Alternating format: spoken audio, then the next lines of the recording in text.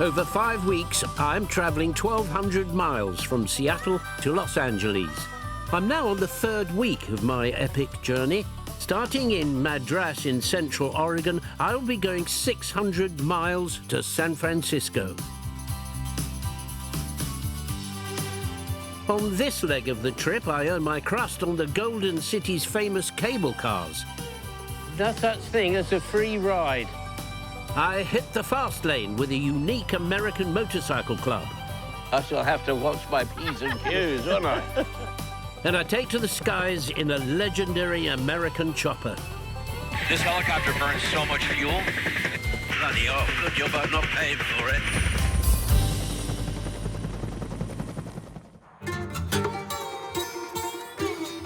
Today, my crew have dumped me in a used car lot. They've told me that they're going to provide a nice vehicle to travel south, because it's a long journey by road. So I'm just having a little look round at the one I might choose. 1972 Buick. Very nice. I fancy this one, look. Plymouth. Yeah, lovely. Hey, what are you doing parking here? Hang on, this is not my lift, is it? It is, you know. Hello, Sir David. It's nice to meet you. I'm Sean, and welcome to Central Oregon. Hello, Sean. Are you supposed to be driving me south in this? Yes. It's not quite what I was expecting, to be honest. But, having said that, it's in beautiful condition.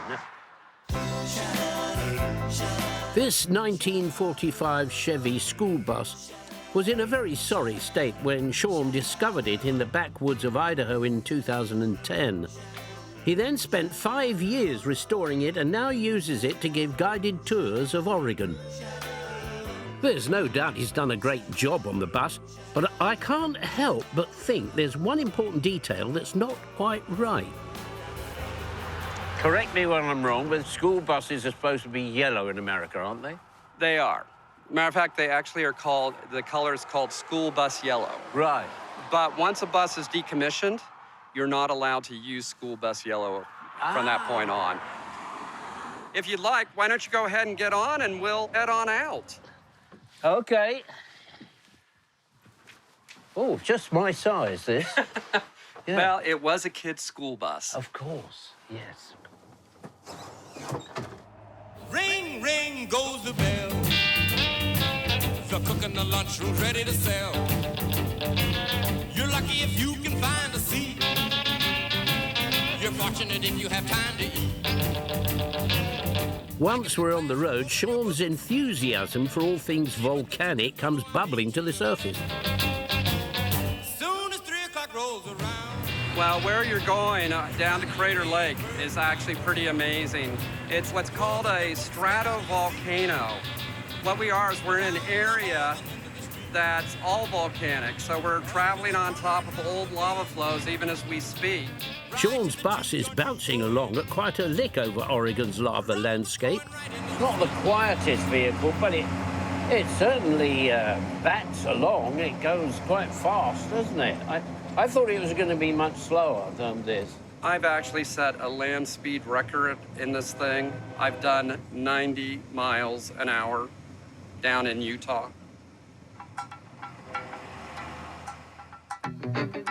I'm perfectly happy to stick within the speed limit today. But just in case Sean puts his foot down, I'm taking refuge in the back of the bus.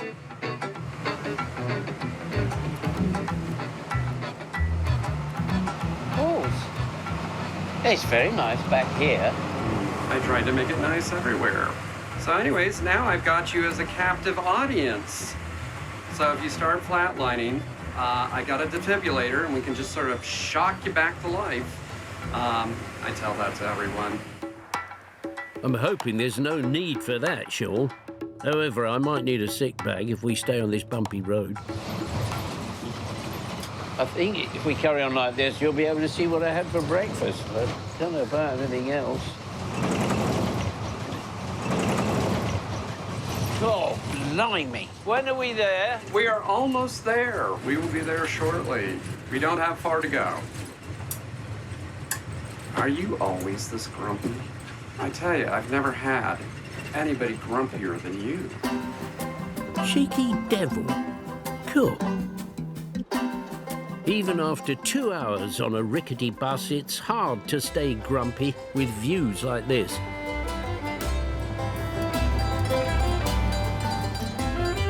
The Oregon landscape we're driving through has been shaped by eruptions from volcanoes over thousands of years. Some are still active and will erupt again in the future.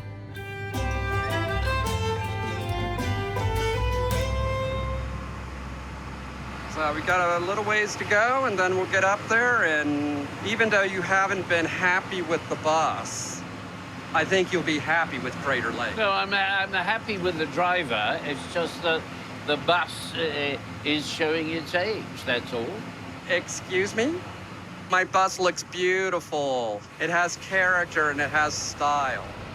No, I have to agree with you there.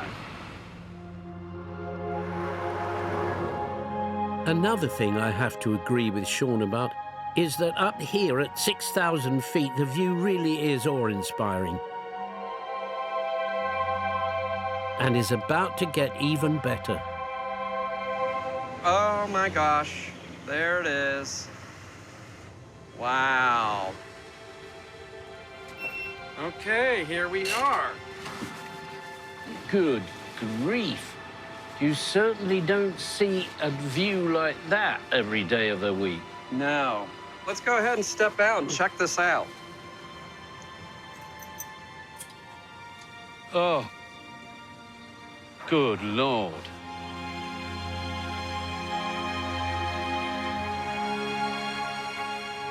It's stunning. It is. It's an amazing volcano. I mean, look how big this is. This is like 6 miles wide by 5 miles wide. I mean, it's huge. Yeah. One of the great natural wonders of certainly of America, if not the world, eh? This crater was formed over 7,500 years ago when the volcano erupted and collapsed in on itself. It was such a huge explosion that ash reached 30 miles high and traveled 700 miles to the Canadian border.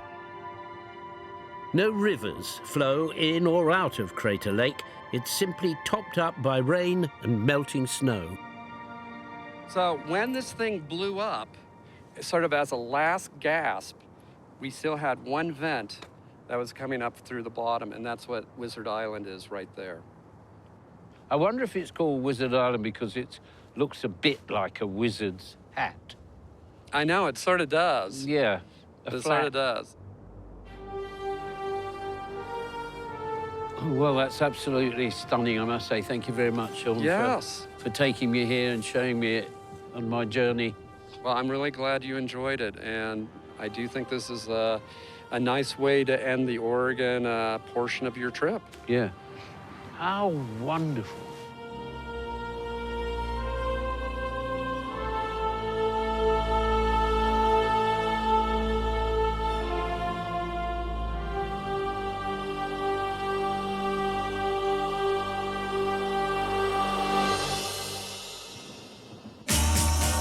I'm continuing my West Coast adventure by leaving Crater Lake in Oregon and traveling over 400 miles south through the state of California.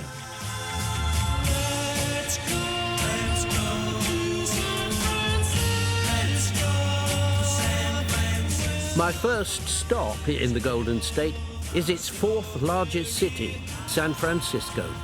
It's home to the notorious Alcatraz prison and the breathtaking Golden Gate Bridge. It's also famous for a unique form of transport that's been around since 1873. Good morning, sir. Good morning. My name is Rob. Rob, hi, David Jason. I've come to the beating heart of the San Francisco Municipal Railway to find out more. One of the things that is so iconic to San Francisco is the tram. You call it the tram, what is it? We call it the cable car. Cable car. Well, I stand corrected. But so far in San Francisco, I haven't seen any cables.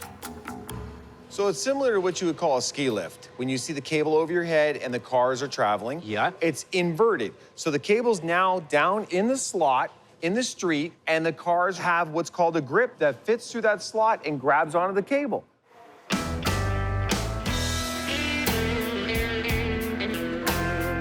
Underground pulleys guide over 10 miles of steel cable beneath the streets of San Francisco. The cables alone weigh over 72 tons. And that's before any cars or passengers are added. As a lover of all things mechanical, I'm keen to find out what's powerful enough to shift such an incredible weight. So we're gonna go ahead and go down and watch the propulsion system here. This is the heart. This is what moves all the cars. It's all from this powerhouse right here. Oh, my God. 14 powerhouses once served all the cable car lines in San Francisco, but most were destroyed by an earthquake in 1906. Now the only surviving network is powered from here, and I can't wait to have a closer look. We use electricity to power the system. Yes. In the old days, it was steam. On the outside of the building, you'll see the old steam chimney, still standing today, even though we don't use steam power. So where's our electric motors? See this big square motor right here. This electric motor is a 600-volt DC electric motor, 500 horsepower.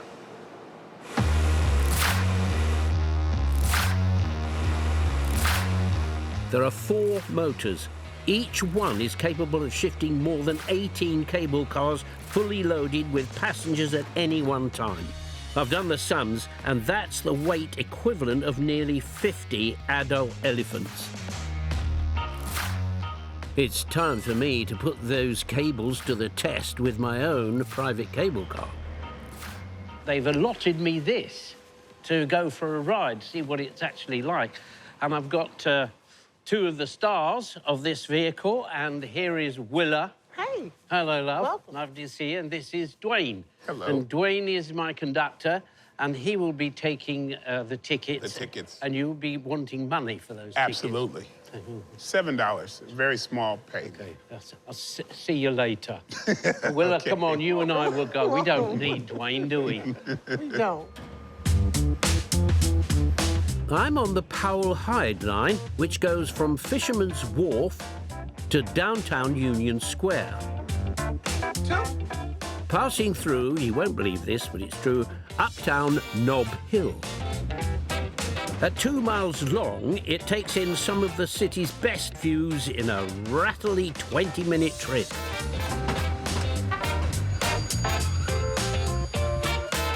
Willa, what is your official title? Are you the driver or the handbraker? Or... I am the grip person. So for short, you're the gripper, are you? I am for sure the gripper. Yeah. Yes. Oh, traffic jam. Little traffic jam. You want to sit? You want to walk around, or are you okay with that? I'm okay, this man. You know, stuff like that, when people do that, we get really angry with them. Oh, well, you should have told me first. Okay, okay. Back in 1869, people used horse-drawn streetcars to get around. But the steep hills of San Francisco caused many animals to slip and get injured. So London-born Andrew Smith Halliday invented the cable car to make getting round easier and safer. Today, only 3 lines of the original 23 remain, but little else has changed. From the design of the cars to the technology which drives them. So in a minute, you're going to pull the lever, which will grip the cable, and off we go, yeah? Yep. Okay. Hold on. Hold on.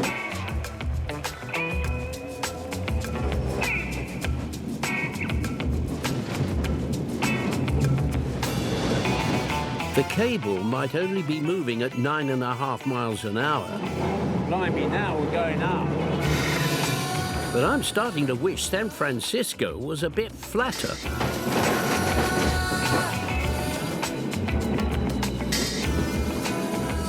It's quite, unbelievable that the cable that we've seen in the machine house is going all the way up here, right the way round and back to the motorhouse, and that is what's pulling us along. Each year, about 25 million people visit San Francisco, with 6 million of them choosing to take in the sights from an iconic cable car. This is the end of the line. This is where all the cable cars bank. So we have to throw out the cable and get behind the cable car. Yeah. And wait till I turn and turn around to go back. It looks like we're in for a long wait, but the crews have their own special way of staying entertained. Now, Dwayne, I understand you're pretty cool at bell ringing. Yeah. I try. You try? I try. Are you going to give us now a demonstration of your skills, please, of bell ringing? Right. Sure. Go on.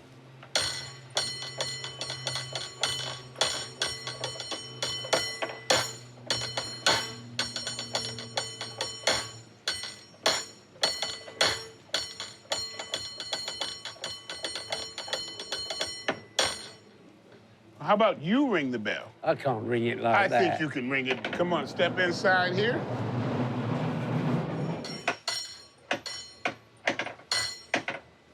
I'll tell you what, it's harder than you think, though. How's that, Will? That's good. That's good. If she likes it, I like it. Your arm tired, huh? I'm exhausted.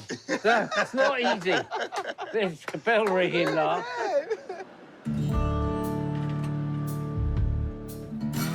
Our cable car has finally reached the front of the queue, ready to return to the depot, or as these guys call it, the depot.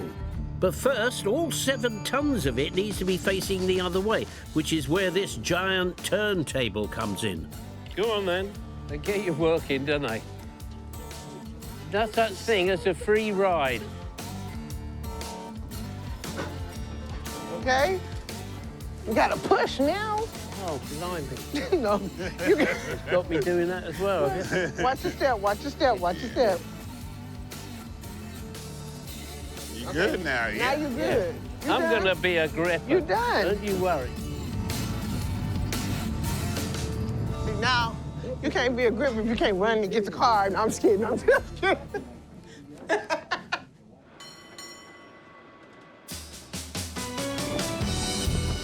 As we set off, I can't help but think how impressive this 19th century network of cables and tracks are, even by today's standards. San Francisco had the first cable car system, and now it's the only one left in the world. And long may it last. Cable cars are synonymous with San Francisco. Yeah. They're the only national rolling, moving monument. When people come to San Francisco, they want to eat crab, they want to see the Golden Gate Bridge, walk it, ride it, they want to go down Lombard Street, and they want to ride on a cable car. You can't put it much better than that. From one national moving monument to another. I've always loved motorbikes, and over here the Harley Davidson is the classic American easy rider. That's what I feel now. There's some pretty smart bikes there. I've arranged to meet the local president of a unique motorcycle club. They ride Harleys and call themselves the Buffalo Soldiers, a name with a powerful legacy in Black American history. Good morning, all. Morning. How you doing, Dave? You're Gene. I'm Gene. Yeah. They call me Old School. I'm the president of the Oakland chapter of the Buffalo Soldiers. What we do is we represent the long history of the African Americans in the military. So, could you just tell me the role of the original black soldier back in the history? Okay, so in 1866, when Congress actually signed us in, we were actually former slaves and people that came out of prison camps and stuff. Right. Okay? We became known as the Buffalo Soldiers by the Indians. The hair on the top of our hair, which is a woolly patch, reminded them of the woolly patches on top of the buffalo. Oh, I see. But the most important thing is the fierce fighting that we did. So they worshiped the buffaloes, so they worshiped the black African-American troops at the same time, so they nicknamed us Buffalo Soldiers. So that's how the name Buffalo Soldiers came along for the colored troopers. So they were tough. They were tough. They were tough. Nothing's changed then, has it? Look at this lot here. Oh, careful. I shall have to watch my P's and Q's, won't I? So this group are the Buffalo Soldiers, and you are motorcycle, what, fanatics? What are you? Well, hey, you look like it. Hey? Well, we're a motorcycle club. We ride these motorcycles in respect of the horses that the Buffalo Soldiers rode. So we call these our iron horses. Plus, it'd be kind of hard here in the United States to clean up behind of our horses. Yes. And roll them all over the place. Yeah, cool. Whenever these Buffalo Soldiers set out to ride their iron horses, they do so with pride and a prayer. We're gonna mount up now, and we're getting ready to head out to Oakland, okay? We're gonna roll it out. You ready? Ready. Buffalo Soldiers! Buffalo Soldiers! Buffalo Soldiers! And it's all good. And it's all good.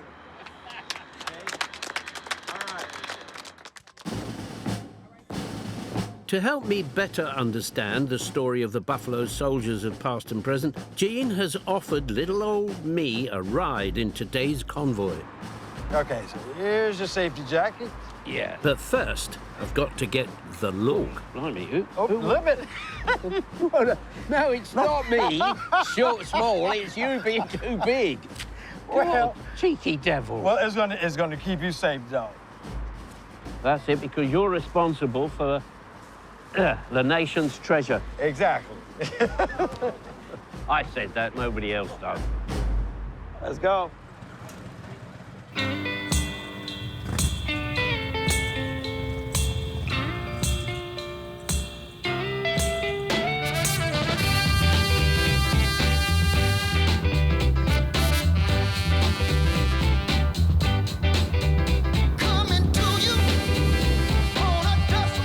The first Buffalo Soldiers Motorcycle Club was formed by a Chicago police officer in 1993. Gene Gilliam started the Oakland chapter after leaving the U.S. Army in 2013.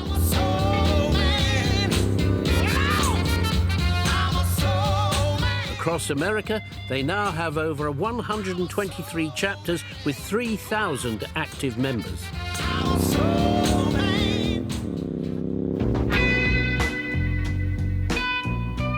One of the core values of the Buffalo Soldiers is to help those less fortunate than themselves. All right, guys, let's go on over to him and start giving this stuff away. Give them the water and stuff. We've stopped at a homeless camp under a freeway to hand out much-needed basics such as food, water, and toiletries. So what we do is normally just walk through the area. We find people that need stuff and then find out what they're in need of. With around 3,000 homeless people in Oakland, these people living here aren't on their own. They want some water over there? So how did you get here? And my situation was domestic, and my whole career went down the drain, and I just felt so bad. I was 15 years clean and sober, and everything just went down the drain, and I was just so ashamed to feel so bad to go back home. I think that what's nice is like these guys, the Buffalo Soldiers, is there is someone who is caring, who is thinking about you. And he was divinely just coming and to see about us. Yeah. Thank you. It's been very nice meeting you. And good luck. Good luck. I'm starting to realize that the Buffalo Soldiers are much more than the motorcycle fanatics that I thought they were. Like Gene, many of them are ex-servicemen or women and have faced the same battles as those they are helping. Have you had experience of being homeless? Actually, I have had experience. Back in 1984, after I got out of the military, I served 2 years in the military, and I decided to get out. I moved to San Jose, California, and I actually wasn't able to sustain in San Jose, so I actually ended up living out on the street. My main concern was how to build my life back again, how to get up off the streets. A lot of these people want conversation. They want resources of where they can go and get that help to start building their confidence again to get up out of these streets.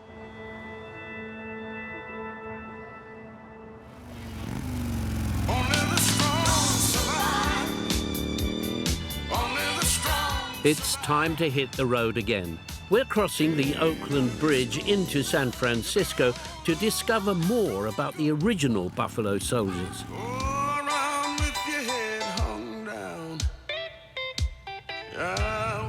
I've come to an old military fort under the Golden Gate Bridge, where 2 cavalry regiments of the Buffalo Soldiers were permanently stationed at the San Francisco Presidio Fort from 1903.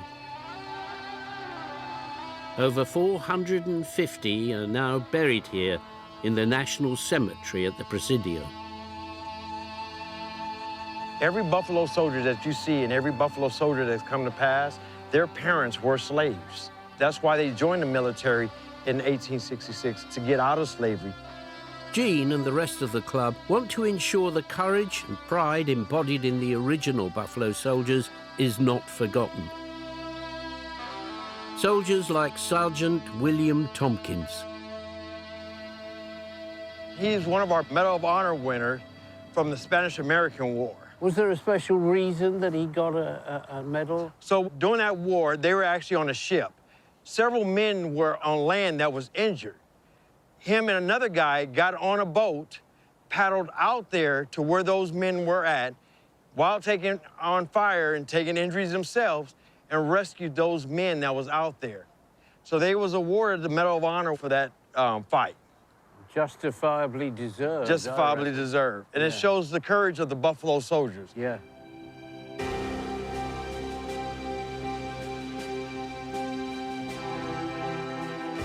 By 1944, all 4 Buffalo Soldier regiments had been disbanded. And in 1948, the US government finally declared an end to racial segregation in the armed forces. Gene's mission is to keep the memory of these black soldiers alive. Tell us why you think that Buffalo Soldiers need to be remembered. Because they are the beginning of blacks, African Americans, showing their worth in America. They show that blacks aren't just made for working, we're made for thinking and using our heads and becoming educated at the same as everybody else is. So that is the legacy that the Buffalo Soldiers have left. Exactly. Lovely, yeah. My time with the Buffalo Soldiers is coming to an end. It's been a ride that will stay with me for years to come. What I would just like to say, I've learned so much about the Buffalo Soldiers and how important they were at the very beginning. So thank you, one and all. Oh, and I owe you my jacket because he lent this to me, so you better have it back. Well, you know what, David? Since you look so good in it, you're going to actually keep this jacket and take it back to the UK.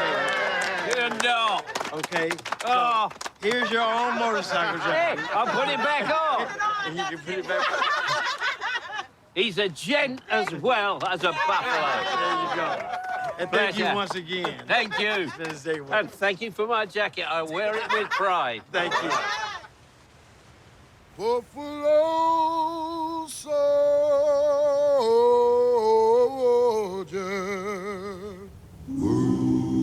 Buffalo soldier, will you survive in this new land? Buffalo soldier. It was quite emotional seeing them go. It just makes you feel good to meet such a lot of really, really nice people who are doing such nice work. Will they call you a man?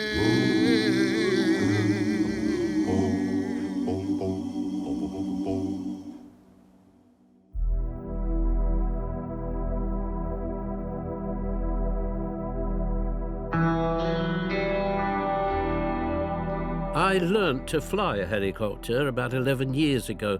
I knew it was difficult, but I did it to challenge myself. Thankfully, I've never had to fly one into battle under enemy fire. The men who restored this machine did just that.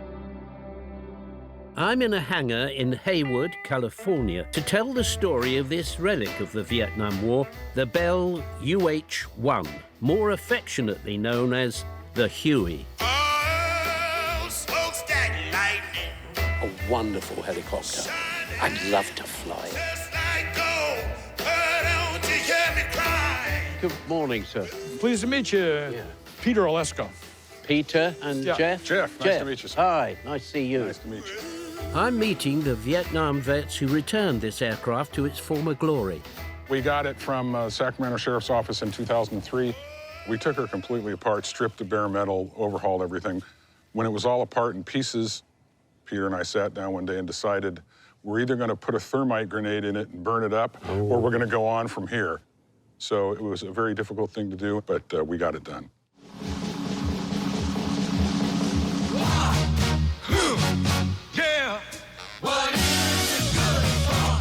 Peter and Jeff were both flight engineer gunners on Hueys during the Vietnam War in 1970-71. It was their aim to recreate the machine they flew in, down to the smallest detail. Everything from the twin M60 machine guns to their old unit's military insignia. But it's a more recent addition that's caught my eye. So what did you need the dice for up there? The woolly dice are not even, I seem to recognize those. That was a gift from one of our first pilots, and he had them in his helicopter when he was in Vietnam, and it brought him luck. And he said, "Well, we're gonna put them in here," and it served us well. We haven't had a single breakdown in the field for 15 years. For veterans like Peter and Jeff, luck is something that helped them both survive combat in Vietnam. When we moved up northwest of Saigon later in the war, we were facing anti-aircraft machine guns, and I got shot a couple times. Peter got shot down, and I was actually in the flight and picked him up after he was shot down. Yeah, I've been hearing about it for 45 years. Steady. Oh, steady.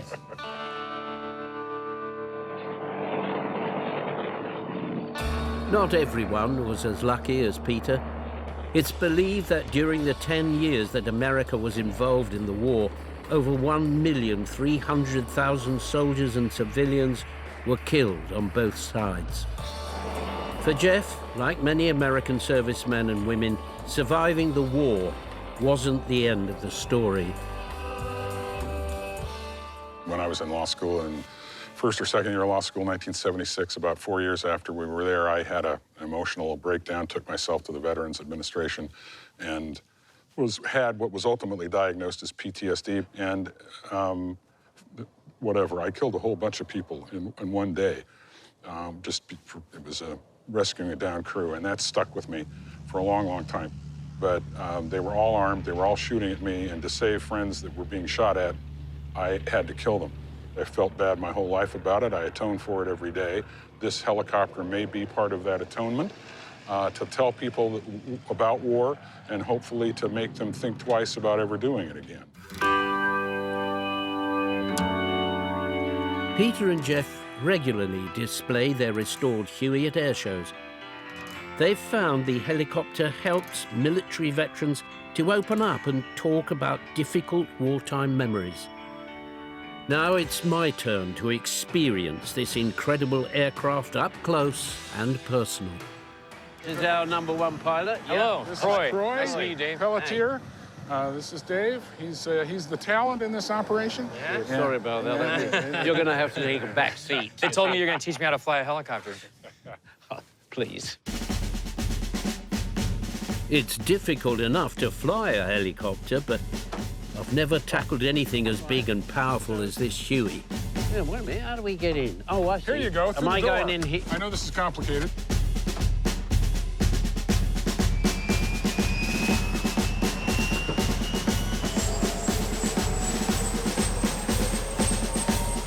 I'm sat in the co-pilot seat, and Jeff is in one of the two door gunner seats, the same place he sat while serving in Vietnam. Jeff's son, Brandon, is manning the second door gunner seat. Runway 3 right, clear for takeoff. Dave, are you comfortable? Yes, sir, I'm ready to go. Okay.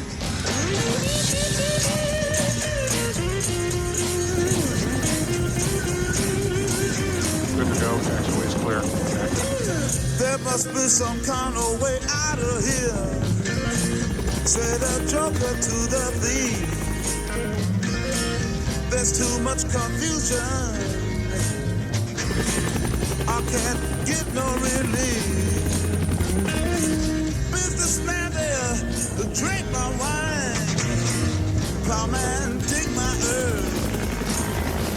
Back around. I'm going to stay on your left the whole time. On the mind.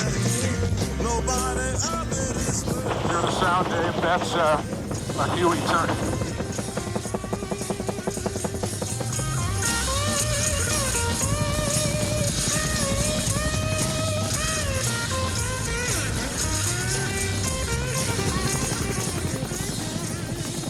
This helicopter burns so much fuel, she's burning 90 gallons an hour.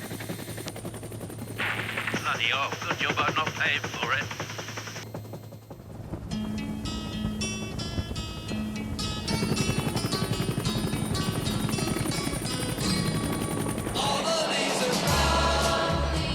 Vietnam's dense jungles and paddy fields meant many areas were inaccessible. The Huey was a game changer for American forces as it could move in swiftly and hover close to the ground, allowing troops to disembark whilst providing covering fire. Pilot Croy is about to demonstrate this maneuver. You're good now. You're about 2 feet up. 1 foot. 6 inches. I'm good here. For combat veterans, the Huey was both a taxi into hell and sometimes a medevac lifeline out. Today, the Huey remains the most potent symbol of the Vietnam War.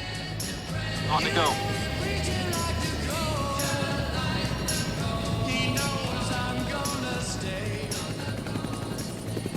What we did just then was what you would expect to do if you were delivering troops into the war zone. Is that correct? Yes, that's correct. Very much like what we did, only nobody's shooting at you. I mean, it must be quite emotional for you, Jeff, right at the back. It must bring back some memories, doesn't it? Oh, yeah. Every time we do it. It's sometimes nostalgic, sometimes a pain in the ass.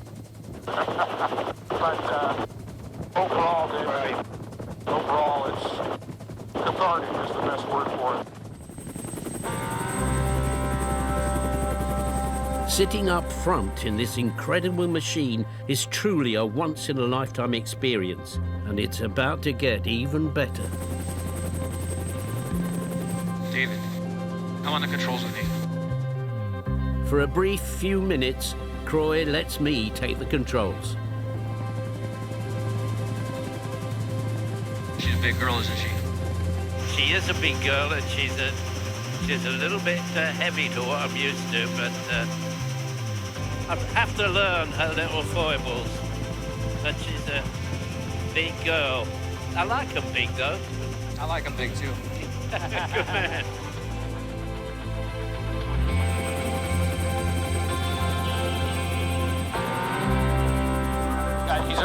That's San Francisco right there, you know that, right? And there's Sutro Tower with the fog's coming in, our summertime fog. Yeah, I've got it. Isn't it gorgeous? One final glimpse of San Francisco Bay, and it's time to return to base.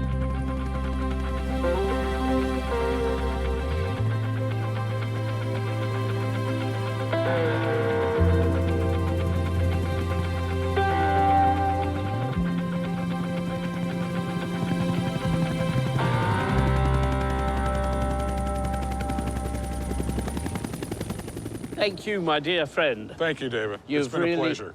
You really have helped me understand the situation of what it must have been like for you and those guys. And I'm glad you restored this machine because it's a constant reminder of what, in a way, what we shouldn't do. Indeed. In my unit, we lost 38 guys in 4 years, dead, and about 3 times that many wounded. It's a lot of manpower wasted on a war that ended up being considered unnecessary, at least. So there you go.